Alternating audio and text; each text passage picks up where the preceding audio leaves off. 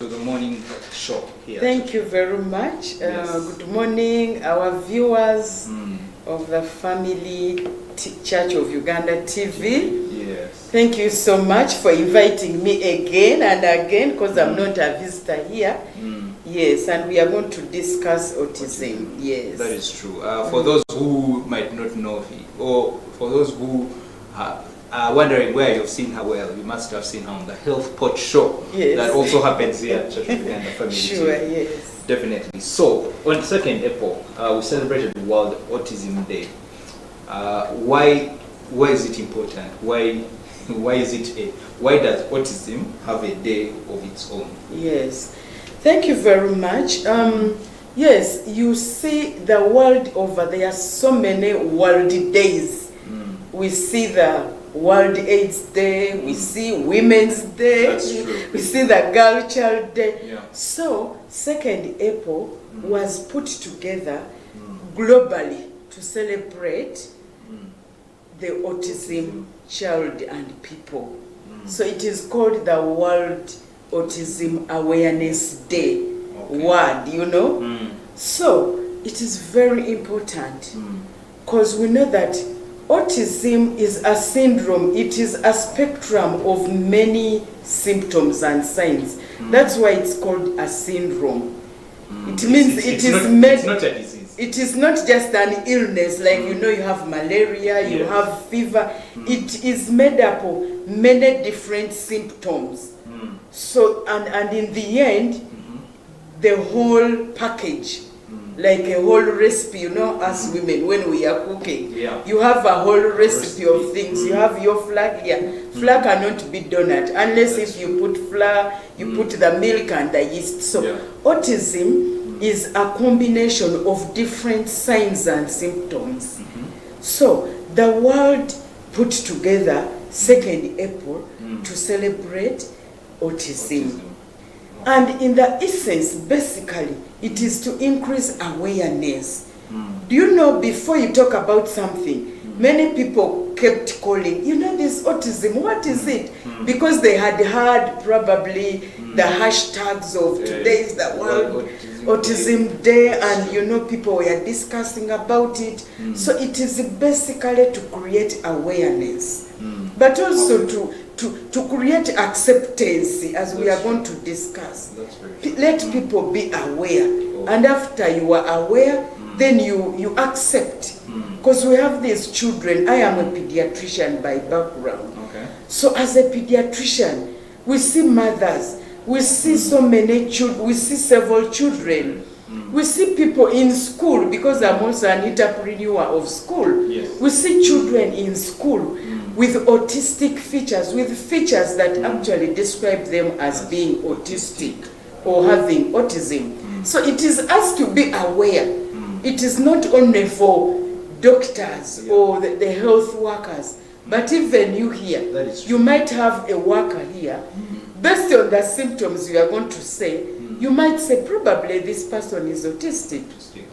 Even to appreciate them. Exactly. One of the things I've heard a lot from the community, neighbors, is usually when a child is autistic, they usually say they usually say that's witchcraft, or why is it like that? But maybe from actually a health point of view, what are the causes, or what are the other causes actually? The predisposing factors, yes. Well, yeah, but we know that for us, especially here, Africans or the developing countries, many diseases or many ailments, we attribute them to witchcraft or to bad luck, you know, because we know even HIV, you know how it started. People started by saying it is witchcraft, whereas it was a behavior issue. People moving around and then they catch the virus. Even other diseases. One of the programs we have been discussing here at Family TV was development delays. And we ran several episodes telling people how you identify your child as having a developmental delay. So autism, or being autistic, or having the autism syndrome is many times the cause is unknown. For us, the doctors or the health world, we call it idiopathic. It is that a child just appears and is autistic. You can't attribute it to any particular cause. Okay. It just comes, like an accident coming. So, over 70% of autistic children, we just identify them because usually by 3 years, you have started sensing that this child may have signs and symptoms that are not like any other child, has some developmental delays. Because autism is about the brain changing its structure. The neurons, the nerves of SIM in Uganda, the nerves in the brain sort of get an accident. But usually the cause of that accident is not known. Okay. However, there are other factors that may predispose, that may increase the chance. Okay. Sometimes you might find that in the family of the father or the mother, there is a child who was autistic. So they can say that actually, in our family, my auntie or the child of my auntie was behaving like this child. Yes. So it can also be a gene. Yes, because the accident occurs and the genes, get disorganized. Because I don't want to use a lot of medical jargons. Yes. So because the genes get disorganized, those particular areas of the brain that handle particular functions, as we shall discuss further, they get delayed or they get disorganized. Okay. So that's why I'm saying, because for example, a normal child by about 12 years has a word. They can say, you said Byron. They can say Hanifa. In a way, they may not really say it very well. But probably an autistic child may just look on. Those are non-verbal. They can't say any word. Some may just be mumbling. Okay? Because the accident has occurred in the parts of the brain that affect certain symptoms, as we are going to discuss them. What are those symptoms? So really the cause is let's not attach witchcraft. Let you not accuse your neighbor. Like I'm here with you and I'm like, I think Byron did something. Not really. And that's a big thing. Acceptance. That's why I talked of acceptance. Because if you don't accept, you can't seek care. You can't even listen to this program because you are thinking that my child was bewitched. So the major cause is unknown. But other attributions, like there are viruses.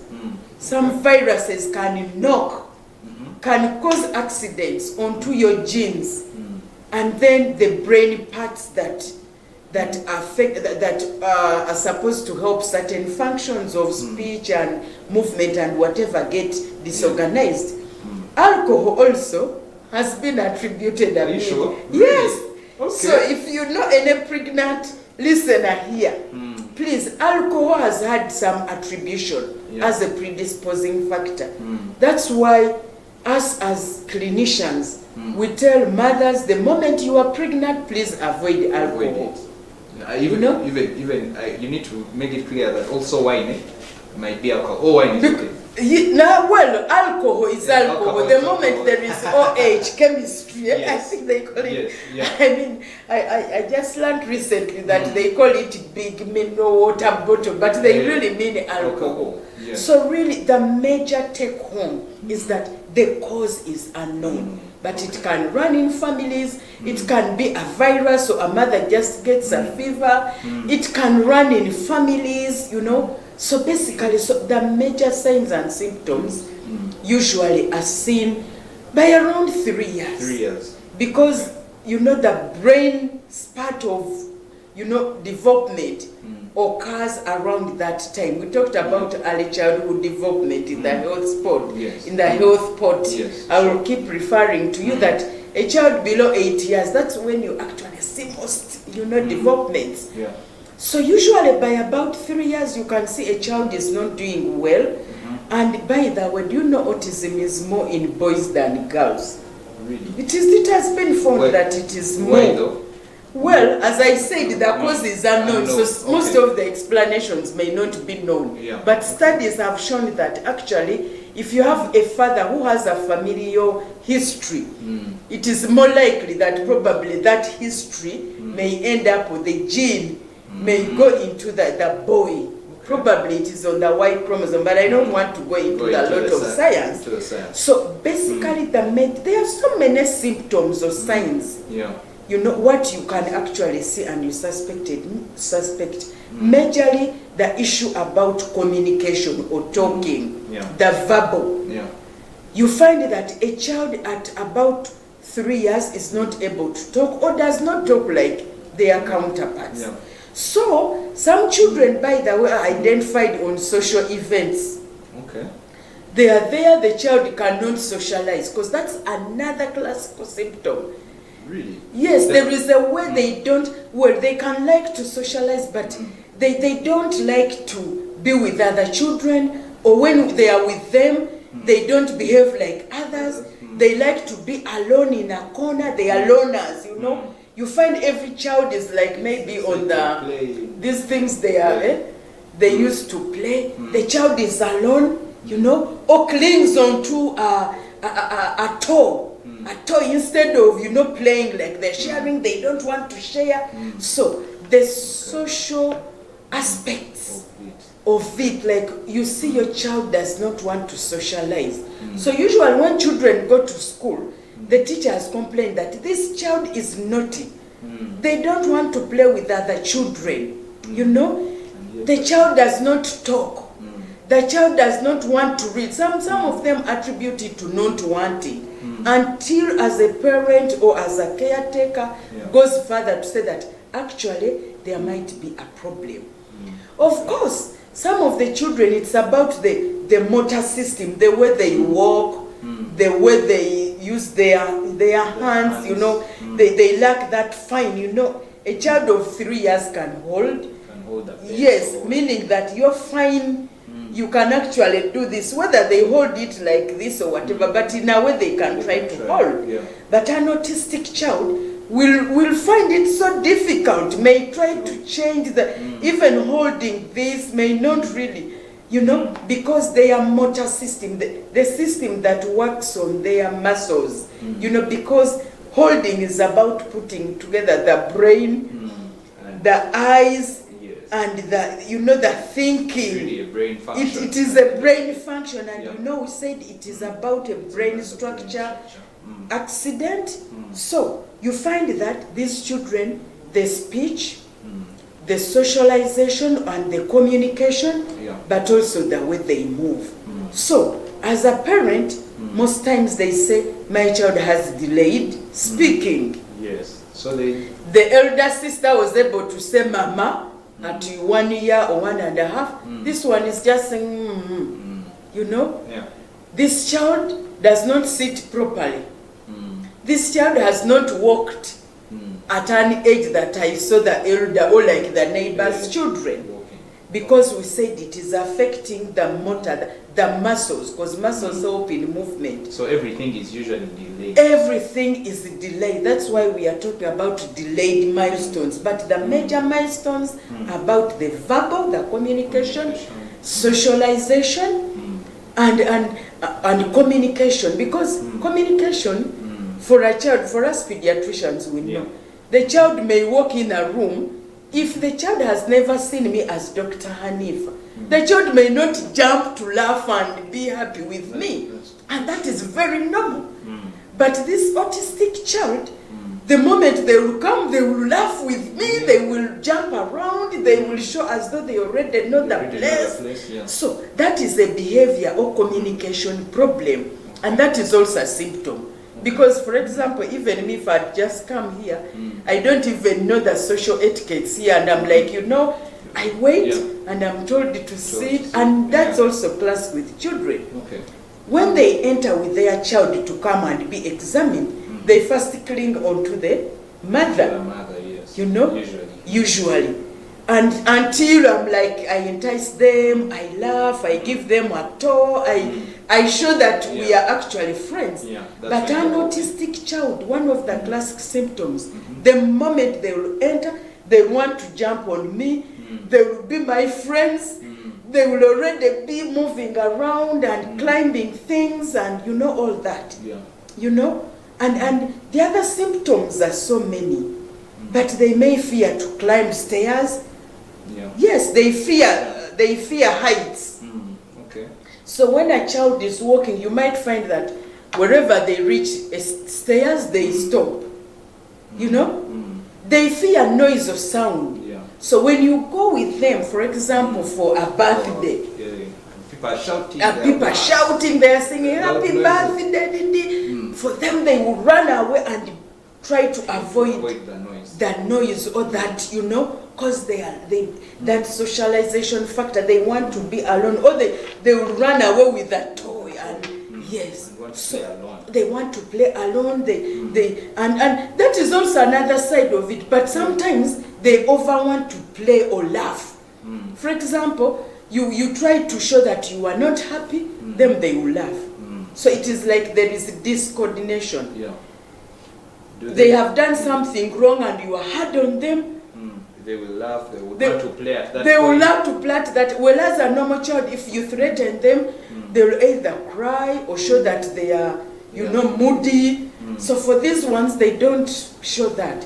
At the time they are supposed to be moody or really unhappy, for them they will laugh. At the time when they would be happy and laughing, they are moody. Okay. So, like I said, it is a syndrome. A syndrome is a combination of several things, signs and symptoms. Is it treatable? Do they get better over time, or they are autistic all their lives? The bad news is that autism has no cure. It is a lifetime disorder. It is there forever. However, they can show improvement in the quality of life. For example, if an autistic child goes to baby class, they may not want to sit with anyone. But with the time, as they are, worked upon, because the issues about behavior change and working upon them and, knowing how to handle them, you might find that they allow to sit with someone. So the improvement is in the quality of life. Because let me tell you, autistic children, they actually have mild to severe forms. Severe forms cannot even use the toilet. They just, pee anywhere. They just, But as the training of toilet goes on, they can actually show signs that I want to use the bathroom. Even talking. When you take them, as we shall see, to speech specialists and you do all those things, they can improve in the way they communicate. They may not be able to talk, but probably they can use eye contact to show that probably I want to eat, to show that maybe I am hungry, to show that I'm annoyed. They just improve the quality of life. But once a child is autistic, unfortunately, that child will be autistic forever. So there is really no cure. But what happens is that as practitioners, different, there are improvements. There are improvements in the way of life. In the way of life. Like they can even be here at the workplace. They can even be able to craft things. They can even be able to sing. Because I said they are happy people at a certain point in time. So, basically, there is no cure, but whatever is done, that's why I talked of acceptance. You remember when we were talking? Yes. So we accept them as they are. We look at their strength. It is like people with different abilities in a way. They are not really disabled. Now in corporate governance, we don't talk about disability. Like, we used to say people with disability. We say they are people with different abilities. Their abilities are totally different based on whatever accident happened to them. Yes, but also, Doctor, we realize that we are raised differently. Yes. And, not every child will be welcoming, and usually children, and I see it all the time, children, they're selfish, they can be bullies sometimes as well. I know. And so, isn't it, I'm sure it's hard, and that's one of the reasons I think we celebrate World Autism Awareness Day, that segregation, it's real, it happens. And I think maybe if you could encourage those who, even parents who don't seem to understand it yet, they want to, as if, abandon the child, maybe take them somewhere to a health facility or something, encourage them somehow on how to deal with so let me tell you, just thank God that you even have a child. That's where we begin. Yes. That there are people who have never had the happiness of having a child. But the acceptance, first of all, begins with you knowing your child. Because, let me tell you, we are in schools. You find a parent says that, no, my child is not like that. The teacher has identified that actually your child has a certain behavior that does not seem to rhyme with others. Because, yes, we know, naturally there are people who are loners. There are people who are choleric. I mean, they are happy all the time. But if your child is doing things so different from the majority, and the teacher, for example, usually in nurseries when they identify them. So if a teacher says that, I think your child may have a problem, don't first reason, not first say, it seems you don't understand your child. My child, it seems you people are bad, the nursery does not care. You know, first step back and say, oh, probably I need to understand my child more. We now have these phones, you know. Let's pick interest other than being on WhatsApp for fun and whatever. If you are heavy, get to know about milestones. What are the major milestones at this age? At 6 months, what should my child do? At 1 year, what should my child be doing? By 3 years, my child should be able to use the toilet to indicate that they should be using the toilet, or the pamper is wet or whatever. So the first thing is for you as a parent, as a guardian, to know your child. Know your child. In case these things are happening like we have discussed them, then you seek help. You know, seek help, because that's why we talk about community, you know, involvement. Don't say that, Mama so and so said this child, his leg is always straight, there might be a problem. You were bewitched. No. Like you said that. Yes, like I said earlier. Because you know, usually, actually, Dr. Hanifa, it's true that people think it's witchcraft or whatever, and usually they distance themselves from those people and they consider them as not normal. Of course, they are not normal like us, but also they consider them as a curse. As a curse. So they, in fact, even the parents who come to school, they're like, don't associate with that child, or don't do this. So it's usually bad, and I think. But remember, we said it's not an illness like flu that it will get you. So even if my child sits with your child, you know, it is not that my child is autistic, they will pass on the autism to your child. So, first of all, the acceptance. But I think let's also begin earlier on that mothers, the moment you are pregnant, go for antenatal. And we actually discussed this on the health pod. You can check on our website and on our Facebook page, on our YouTube. You know, we discussed antenatal care. Because you see, some of these things can actually be identified during antenatal. They can identify that probably you have a risk, such that the moment your child is delivered, there are certain things that may be asked or examined to see whether your child may be autistic. Because we say early diagnosis is very, very important. Then if your child is known early, then you seek help early. If you are these people who are there delaying and whatever, your child will reach a certain age and speaking may almost be irreversible.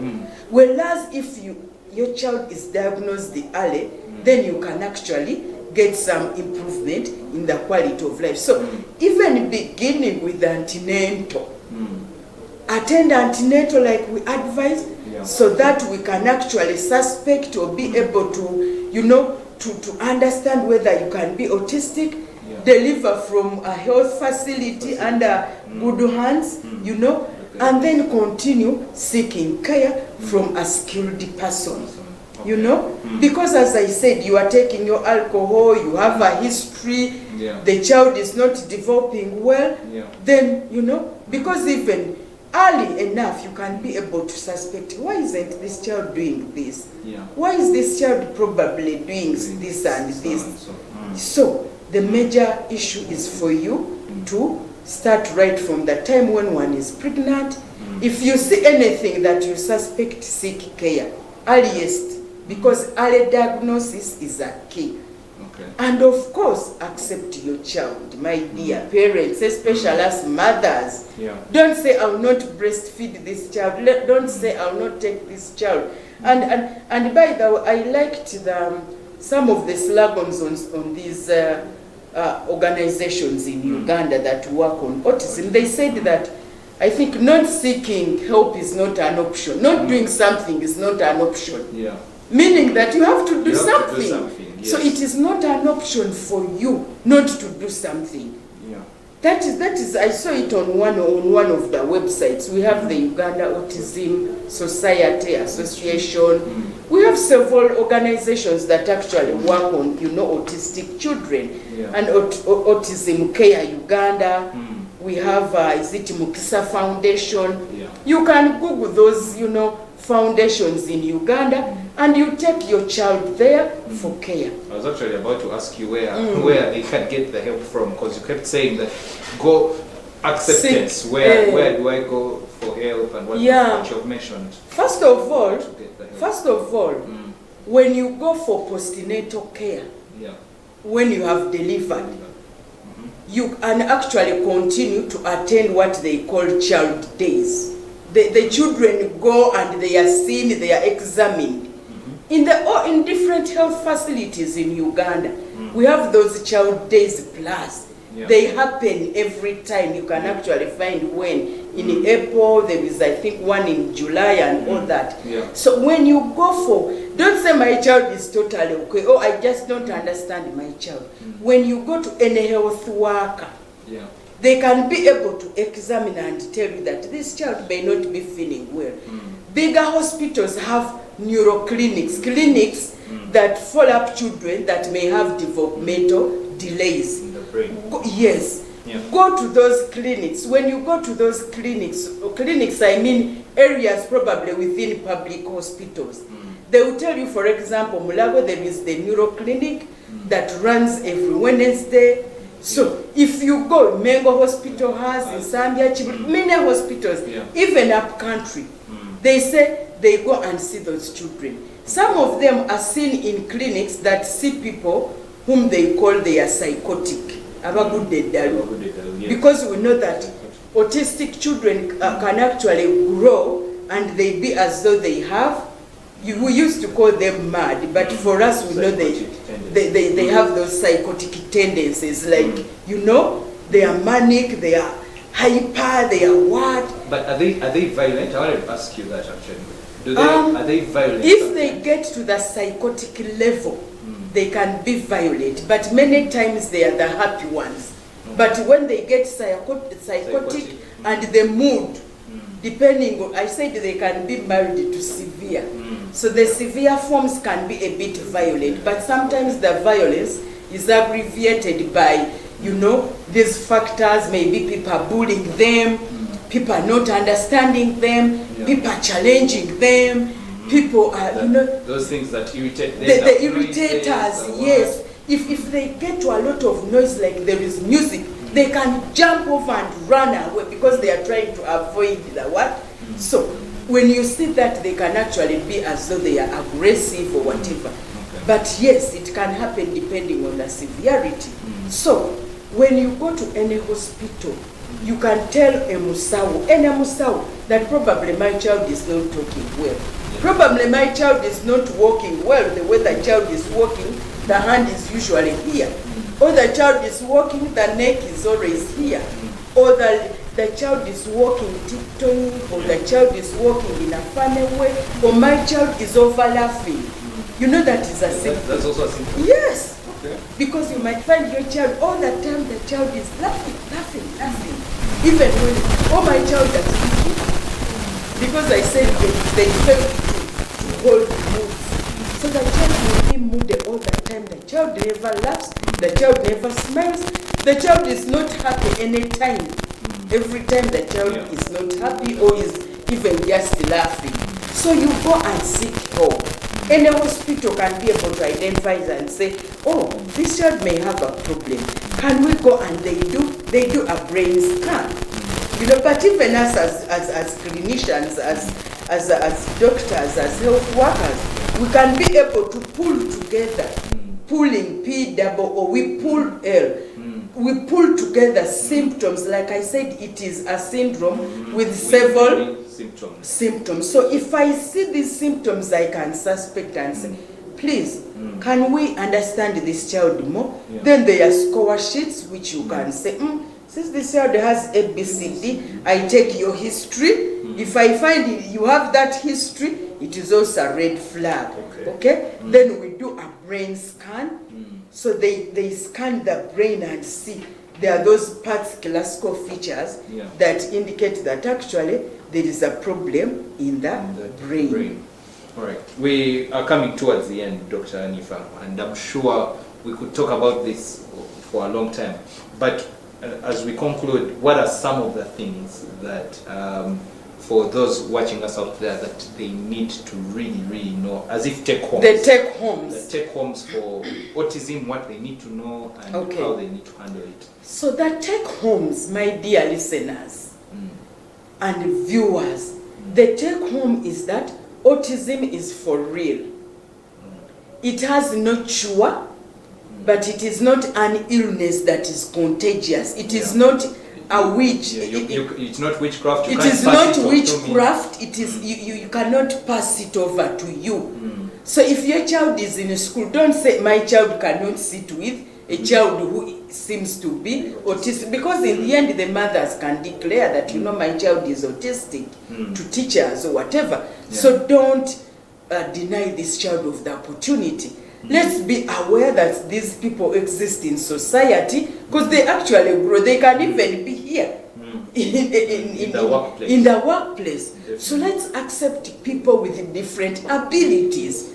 Let's not just ignore them or irritate them or discriminate them because they are there, they are part of our society. Two, my dear parents, if you find your child has a delay in milestone, please seek medical attention as soon as possible. Because although we have said there is no cure, but when your child is diagnosed early, you can actually get those improvements. They can work on the speech, they can work on the social aspects, they can help this child communicate, and then the quality of life is improved. So I think basically my appeal is know your child. Even us as teachers, now I call myself a teacher, as teachers, especially starting with the nursery, because we said by 3 years, you are suspecting this child may not be as normal as others. No children who actually may not be as normal as other children, so that you can help some parents, you can alert parents. Thank you very much. Thank you so much. I remain Dr. Hanifa Sengendo here at Family TV. If you want more knowledge about me, please, we have our health pot. You'll find me there. Definitely. Thank you very much. Thank you so much, Dr. Hanifa. And I think one of the take-homes for me is for the mother, the things you need to do. Go for the antenatals. Go for everything that you need to do in order to avoid all these things. But also to help yourself accept. I think that was also my take home. Acceptance. Accept they are your children, they are your neighbors, they are your friends. Yes. But Dr. Hanifa, thank you so much for coming this morning. We are privileged and blessed to have you. We'll definitely steal you more often from Health to come and educate us about some of these things. But in case you have any more questions, feel free to ask the questions. They'll definitely reach Dr. Hanifa somehow and probably answer them another time when we invite her over. But you can catch us again tomorrow at same time, 7 a.m. here at Church of Uganda Family TV. Thank you so much for waking up with us. We'll see you tomorrow at 7 a.m. God bless.